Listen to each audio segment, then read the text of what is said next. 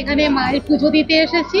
আজকে এখানে একটা নবান্নের পুজো হচ্ছে, কারণ এখানেই তো মায়ের এই নতুন বছরে যে চাষিরা ধান চাষ করছে, নতুন চাল উঠছে, সেই চালের আগমন এখানে মায়ের কাছে নিবেদন করেই আজকে আমরা মাকে পুজো দিয়ে তারপর এই পৌষ সংক্রান্তিতে মায়ের পুজো হবে, পিঠে পুলি হবে, সব এই নতুন চালেই হবে। তাই মাকে আজকে এখানে নিবেদনের জন্য এসেছি।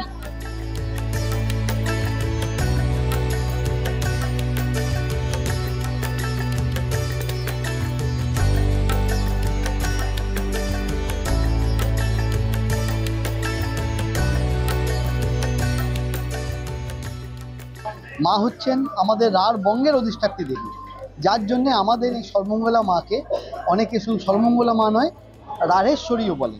গোটা রাঢ় বঙ্গের জননী ইনি। আমাদের নবান্ন উৎসব, নতুন চাল ঘরে তোলার উৎসব। আমাদের যারা বাংলার মানুষ তারা নতুন ধান নিয়ে এসে সেই ধানের নতুন চালের ধান বাড়িতে নিয়ে আসার পরে মাকে নিবেদন করার পরে, মায়ের এই নবান্ন অনুষ্ঠান হবার পরে তারপর মানুষ চাল বিক্রি করেন বা সেই চালের নিজেরা খান।